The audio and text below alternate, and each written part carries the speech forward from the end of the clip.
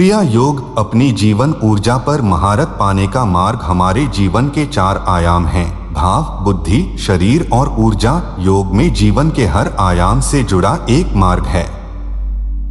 जानते हैं कि इन 4 मार्गों में से क्रिया योग की क्या विशेषता है।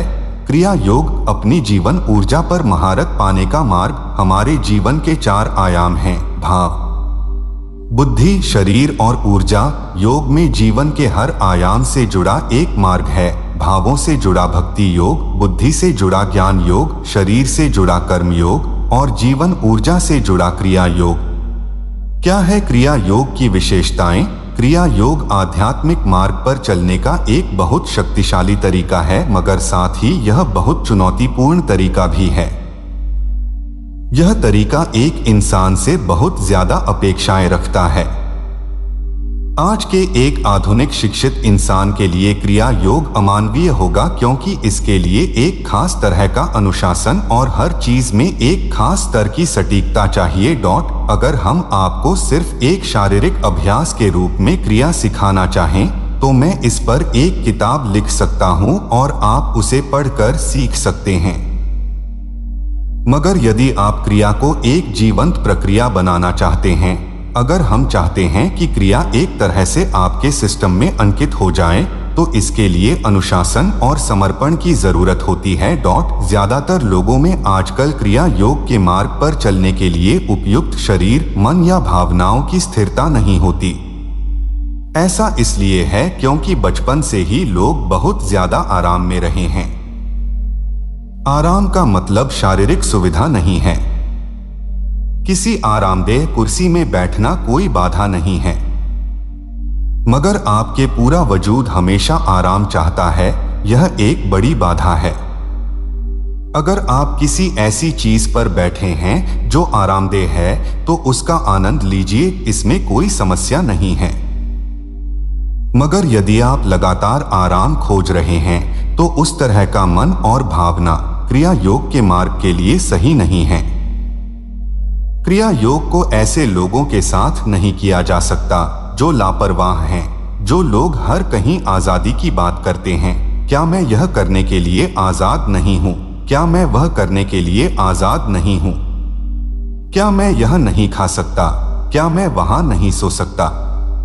अगर आप किसी को क्रिया के मार्ग पर ले जाते हैं, तो अगर मैं आपको पैर ऊपर और सिर नीचे करके सोने के लिए कहूं, तो आपको बिना कोई सवाल पूछे वैसे ही सोना चाहिए, क्योंकि वह कभी भी पूर्ण रूप से समझाया नहीं जा सकता। आप समय के साथ उसे समझ सकते हैं, मगर उसे समझाया कभी नहीं जा सकता। और अगर उसे समझाना पड़े, तो क्रिया का सार तत्व खो जाएगा। अगर लोग हर चीज के लिए मूर्खतापूर्ण तार्किक सवाल पूछना शुरू कर देंगे, तो क्रिया दी ही नहीं जा सकती। क्रिया योग जीवन ऊर्जा पर अंकित होना चाहिए। अगर हम आपको सिर्फ एक शारीरिक अभ्यास के रूप में क्रिया सिखाना चाहें, तो मैं इस पर एक किताब लिख सकता हूं और आप उसे पढ़कर सीख सकते हैं। मगर यदि आप क्रिया को एक जीवंत प्रक्रिया बनाना चाहते हैं, अगर हम चाहते हैं कि क्रिया एक तरह से आपके सिस्टम में अंकित हो जाए, तो इसके लिए अनुशासन और समर्पण की जरूरत होती है। अपनी ऊर्जाओं को दूसरे व्यक्ति के लिए मुक्त करने में भरोसे की जरूरत होती है, ताकि आप पूरी तरह से उसके लिए उपलब्ध हो जाएं।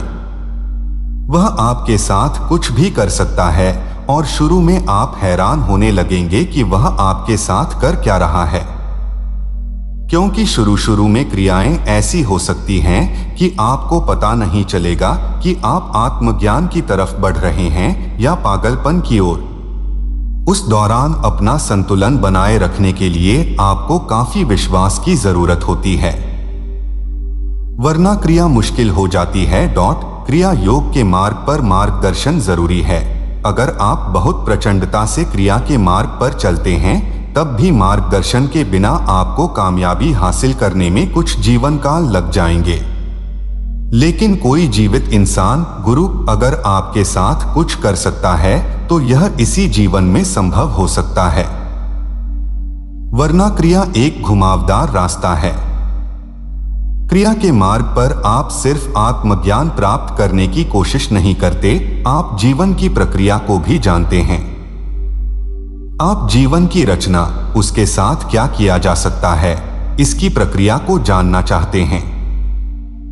इसीलिए यह एक काफी लंबी प्रक्रिया है जो लोग क्रिया करते हैं। अपनी ऊर्जाओं पर महारत की वजह से उनकी मौजूदगी बिल्कुल अलग तरह की होती है। वे जीवन को बिखेर कर उसे वापस समेट सकते हैं, जीवन के टुकड़े करके उसे वापस जोड़ सकते हैं। यदि आप लगातार आराम खोज रहे हैं तो उस तरह का मन और भावना क्रिया योग के मार्ग के लिए सही नहीं है।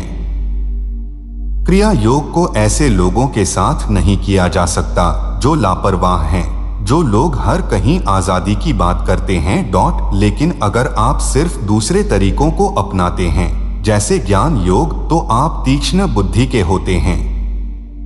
आप अपने मन से तमाम चीजें कर सकते हैं, मगर आप अपनी ऊर्जा के साथ कुछ खास नहीं कर सकते।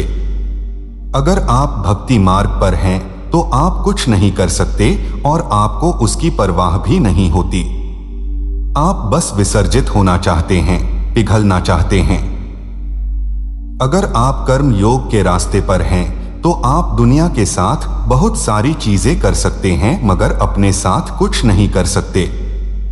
मगर क्रिया योगी ऊर्जा के संबंध में अपने साथ जो चाहे वह कर सकता है और दुनिया के साथ भी बहुत कुछ कर सकता है।